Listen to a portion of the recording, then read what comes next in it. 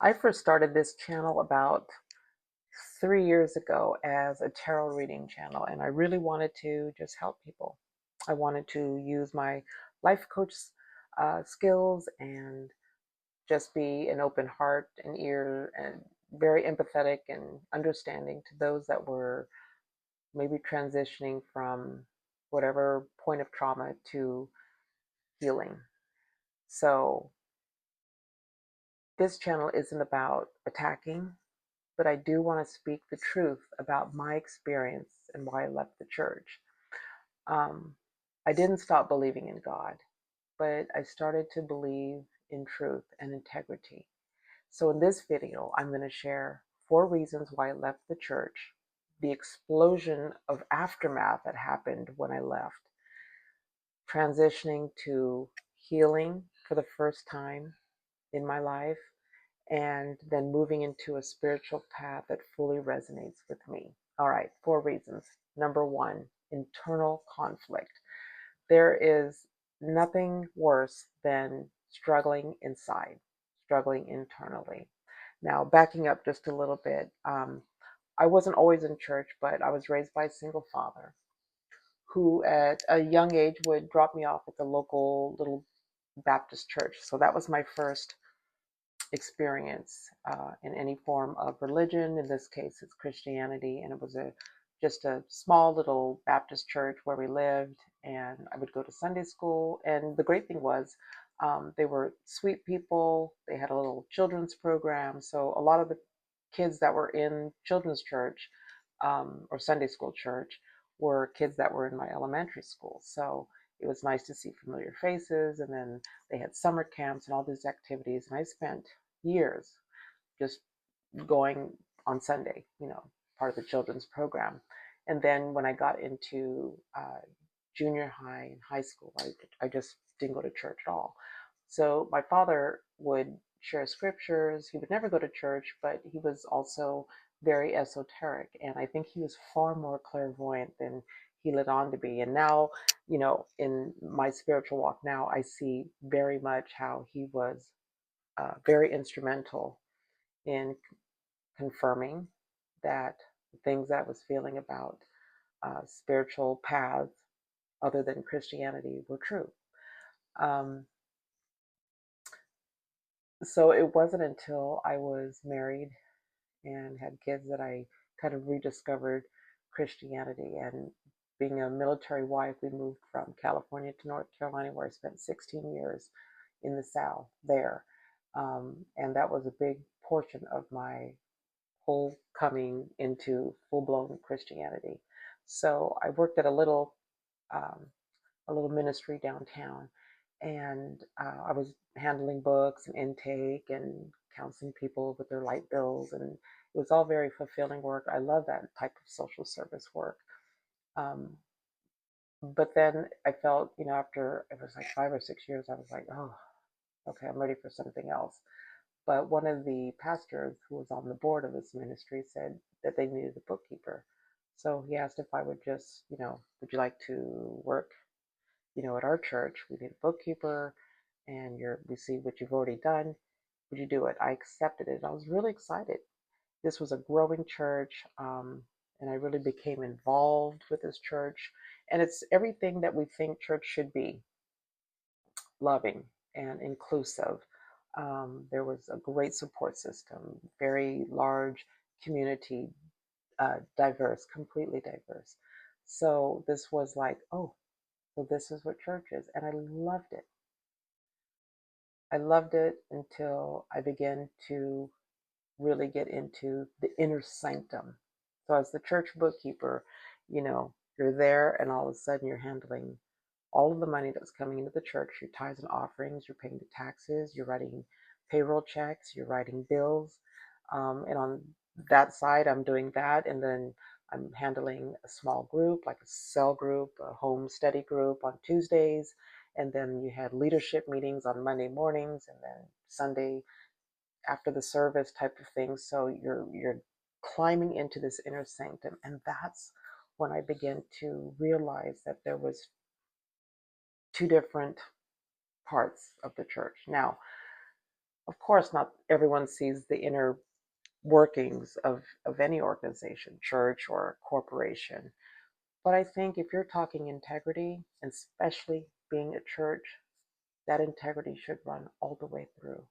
So my internal conflict, number one, was that as the church bookkeeper, as someone who was part of the inner leadership, the inner core, the inner sanctum, I began to see things that my heart was disagreeing with. Namely, several instances. One was um, I was working in the office one time and I got a call from leadership staff, which is pastoral. When I say leadership, it's just pastoral. I'm just not trying to say a name.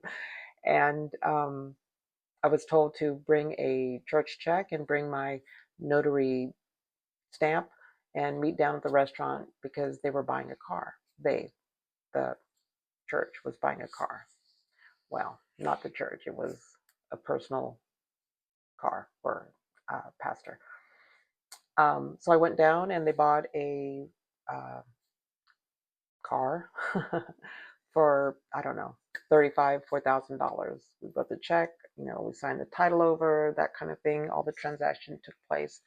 And they said, we're taking this $4,000 that the church is actually buying this car, and we're going to pay it back every month until we zero it out. Well, I love that because, oh, that's great. Yes. Okay. So the church isn't really buying it. It's going to be a personal loan, interest free. That's wonderful. But even at that same time, I knew a woman across the street who had two boys, a single mom. Her car was broken down and she was on the bus with groceries and everything with her babies on the bus.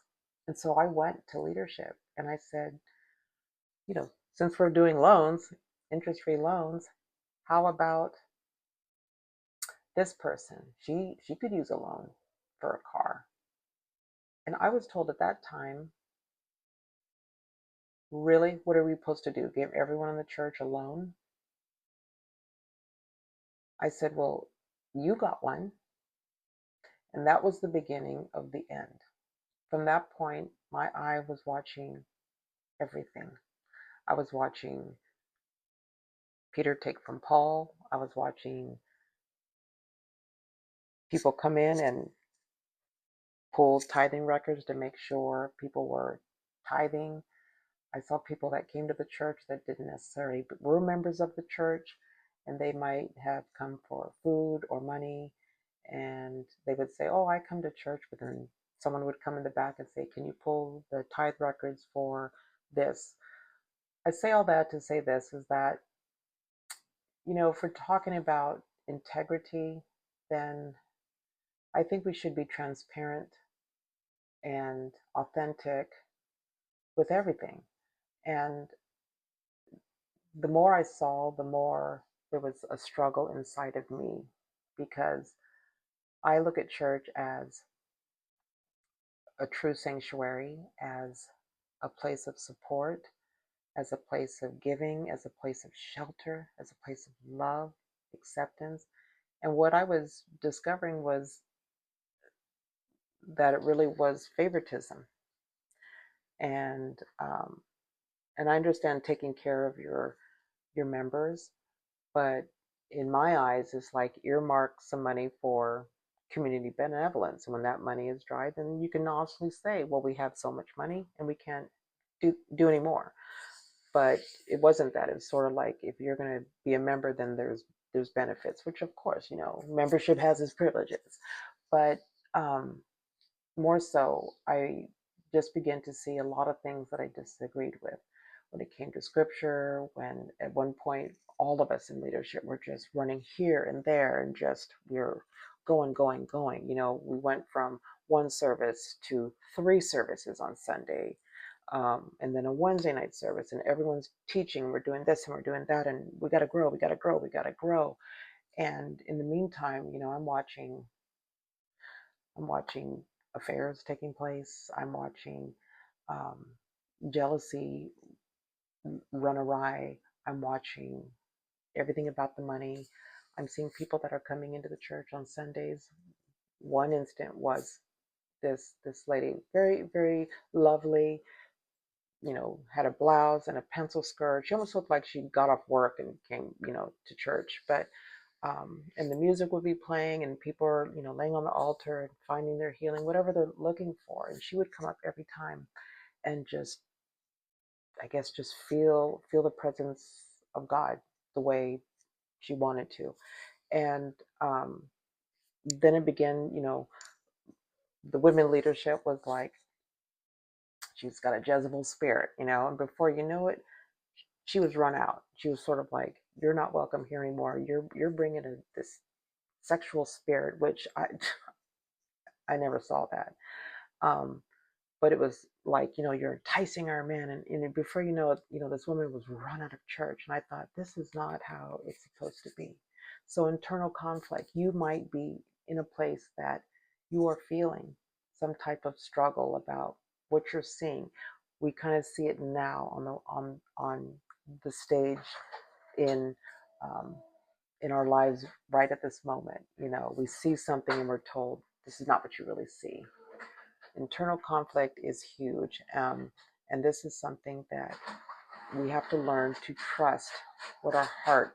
It's my printer going off. My husband is printing some stuff. But what our heart is actually saying is like, no, I can see very clearly. I can see favoritism. I can see um, so many hands in the pot. I can tell, where the money is going to. I can see the pie chart when it comes to, the uh, the members meeting where we have to show where all the money went, and the highest portion of that pie is payroll. But I'm told to narrow it down and make something else like benevolence larger. So you have to kind of move money temporarily so the pie looks right. That type of stuff I struggled with. And I knew that now that I'm dealing with this internal conflict, it's like I can't shut off. I can't unsee what I've seen. Okay. So number one is internal conflict. Number two, suppressed spiritual curiosity. Even being in the church, the church has their blanket um, doctrine. Anything outside of that is not of God, it's demonic. So astrology, horoscopes, numerology, any type of tarot, divination, and they'll go straight to, divination, but they did divination all over the Bible. So reading the horoscope to me was always on the down low. I didn't talk about things. The books that I read, they weren't public. They were very, very private. I was really drawn to the esoteric. I was drawn to the symbolism, the mysticism. I was drawn to the divine feminine. I was drawn to what it is to have the seer side, the shadow side, the shadow work. What is that? And so I really wanted to explore that because it was something that obviously it was in me, but even watching my father, with um, his crystals and his numerology, and he was a real big card player. So growing up, I would on a Friday night he would have card parties where he would set up and all the people would come over and they'd play tonk and spades and you hear the quarters clinking and everything. And that was just such a wonderful you know, a wonderful memory of hearing that. I was always intrigued with cards. My father taught me very early shuffling decks and the importance of cutting decks. And there's people now that can read playing cards, Lenormand, and I love tarot. I love oracle cards, and I love the pictures and the symbolism and the colors, and I love being able to interpret that. And I thank my father for that. Like I said before, I think he was far more clairvoyant than he led on to be.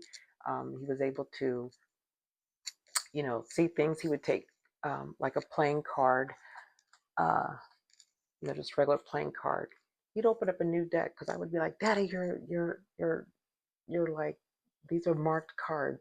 And he goes, "No, they're not." So he would put a regular playing card in, and he would just hold it for a second, and he would go, Ace of Spades or something, and it would be the card. And I'd be like, "How do you do that?" But he would be able to see that way. And I was always so intrigued by that. And he had stories of him growing up, as a young boy in West Virginia, and kind of mystical things that would happen, which would kind of intrigue me. It never scared me, but it was always kind of intriguing. It taught me the importance of colors and numbers and sequence of numbers and that type of thing. And so all that now, once I left the church, became prevalent because I said, now that I left, I'm going to go in the path that I really want to. I'm going to go what feels good for me. Now, I don't like everything about, you know, the occult or paganism or witchcraft, but I pick and choose what resonates with me. And I think that's important. So you might be experiencing some form of curiosity. You've left maybe organized religion and now maybe you're exploring other things. My advice to you is explore. Not everything will resonate, but go with the things that do. And that's important, that you can trust yourself to be able to navigate in a way that feels good for you. All right. So that was number 2. Number 3 is authentic service. So being in the church, one thing that really sort of annoyed me was that they had a rigid way of like what what service looks like for them. The one that really sticks out the most is knocking on doors like at 6 o'clock at night in our little community and asking people to pray for them, and then you want to give them the prayer of salvation, that type thing. But namely, when you knock on that door, ring that doorbell, and then you hear like the fork hit the plate like they're eating, and then they have to stop and answer the door, and then we're sitting here taking up time, food's getting cold on the table. And that just never resonated with me. It never resonated with me to kind of, I looked for the moments where I was able to help somebody or be of value to somebody, but I didn't see any value of knocking on doors and interrupting people's, and I would bring it up like, can we go maybe earlier? Can we go like at a festival? That kind of makes sense where people are kind of on the move and already out. And I was excoriated. You know, they're like, you mean to tell me you would rather see someone burn in hell than to interrupt their dinner? I mean, that's kind of like, that's all fear based. I mean, I would be like, well, I guess you're right, but that's the type of thing that, that internal conflict, I struggled with. So when I left, I said, I want to be of authentic service. I want to meet people where they're really at. Maybe dinner time isn't right, but there's times when people are eating dinner. I've been in restaurants where someone is sad, they're eating dinner, but it's a moment where you can just smile or, offer a kind word. That feels a little bit more better. So I think we have to honor what it is that we want to do, and trust that, right? The days of like rigid doctrine and fear, anything fear based and manipulative and fire and brimstone, those days are gone. That's not, it doesn't resonate with me anymore. And I wanted to be of service where I can use my gifts that feel good with me, but I know that sincerely when I share it, it'll affect someone in a way that will be good for them. And I didn't feel knocking on doors and giving them the fear, you're going to burn in hell message was it. So the authentic service was number 3. And then number 4 was, of course, the aftermath. So leaving church, you're at a place now where you've made a determination that you're not going to go back. And since that time, I did visit a few churches. I have wonderful friends who are in good congregations and they're in good churches. And if that's you, that's not what I'm talking about. I'm talking about houses of worship now that have become this neo-Christian, almost fear-based. They can do anything they want. They are above reproach. They're writing the book. Jesus is a I don't know, from central casting, because he's not really a real figure. It doesn't look like that in their eyes, because all the things that we see taking place in the world are so anti-Jesus to me that it blows my mind. But there is an aftermath, and perhaps um, you're on your way out. You are thinking about leaving, or you have left. And let me tell you that there is an aftermath which is different for everyone. Now, when I left, it was like cut and dry. I made it clear I'm gone, and that was it. It was like it was written. Um, and then you realize that your Sundays are now free, but there is really no community. Um, your Wednesday night services are free, and no one's calling. And I realized at that time that all these people that were, you know, come on, Jesus, they were for Jesus. When I left, very few people, probably on one hand, stayed in contact with me. Everyone else was just, you just don't hear about it anymore, which was fine. But there is a time when I struggled with, did I do the right thing? You know, this is what backslidden looks like. Um, and you go through just a whole slurry of emotions, because now it's up to you. You know, what's your next move? Is there a next move? Are you going to another spiritually based religion, or are you just, I know people that have left church and they become like atheists. They're just like, they want nothing else to do with it, and they're happy. Okay, I have no judgment. There's other people that I've run into, um, and that was another thing. It's like there was a moment of I was alone, and I I had to just figure it out. And that's what I call the dark night of the soul, because I was going through all this internal cleansing and dumping, and then kind of picking things up again and trying to hold on to it, and then, you know, dropping things. I'm talking about mindsets. How I felt even when I picked up my first tarot deck. And then I was like, I can't do this, man. This is so anti God. And the moment you have to work through that, to the point now when I pick it up, I see God right there, and the messages are, they read freely now. They read with so much, inner energy, which is just amazing, because, I noticed that the block was because I had to like decompress out of all of the things that was learned behaviors. Like, Christians do this, they don't do that. Christians believe this, they don't believe that. And I think that's all just hogwash. I think we have to look at, how we believe and what we believe, and our place showing up in the world, and doing our best to help someone else come along in this world.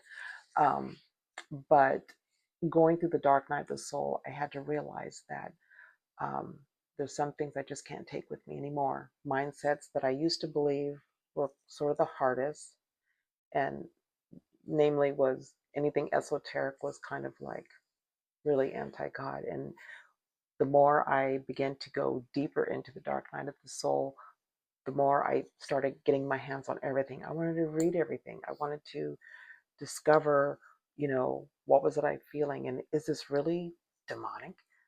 And it's not. And how can I show up in my best authentic self to be of service in this world? That's what the aftermath is. So it's a series of going up and down, going forward and then backwards, and really having to decompress and to eliminate the things that you have to determine, like, do I believe this? Do I believe this anymore? Do I believe that there's a hell? Do I believe that, um, certain people have access to God and other people don't? Do I believe what do I believe about lying? What do I believe about killing? What do I believe about love? Right? So you have to kind of just go through the different feelings that may hinder you, but be very authentic in your in your quest to finding and reaching and, operating in your highest self. Some things now is just like the whole hell and brimstone, fire and brimstone. I remember back in the day, we were all so afraid to not make it to heaven, right? Like our life was trying to avoid hell. Whereas now, you know, I feel like there's such a freedom, and I know God on a different level. That's the whole thing, right? God is still God. I still recognize God as the universe, the divine source, higher conscious. God to me is more broad, and therefore, um, the afterlife doesn't seem half as scary. It was more scary when I was in the church. Now I feel like it's going to be a continuation of life here on earth. We're just going to continue. We're going to cross over, and it's going to be something beautiful, because the message before of fire and brimstone, a God that hates this, and if you don't accept him, you're going to die, and an eternal death, and this kind of thing. That sounds like a couple of abusive relationships I've been in. And to me, I think love is is deep. It covers a multitude of sins. It it it heals. It brings together, right? And so with love, I don't believe it could be like kind of sort of love in the when you're talking about the divine. So for me, um, we're designed in love. I believe we're created in love, and I believe when we die in love. God sorts it out somehow, but in this case, I'm feeling um, extremely better than I ever felt in my life about um, who God is. To me, God is broad, and where we go is so much more better than this hell and brimstone that's preached. Okay, so in closing, um, if you've been here, or perhaps you are here, and you're learning how to um, trust um, what your heart is telling you. There might be a little bit of struggle about, can I do this? Should I do this? I'm going to encourage you to just trust the leanings of your heart and walk it through one day at a time. It was hard being so long in a congregation where you're somebody and you are good and in until you're not, right? Um, but now that I'm on the other side, and it's been close to 10 years now, um, just have left the church, and I haven't, I'll visit like a meeting house. Um, and then there's some metaphysical churches that are great out there. You can always find good community. Like, I have to give it to the Episcopalians. My husband grew up Episcopalian, so he didn't know all this crazy message kind of stuff that I've been through. But it's okay to question. I think we should question, when we see something that's awry, right? Um, and something that is so contrary to the word. And if you want to pick up different texts, I encourage you to do it. If there's, it may not be esoteric. Maybe you might just be like, you know what, I don't need a religion. You don't. It's your call. That's the beauty of it, okay?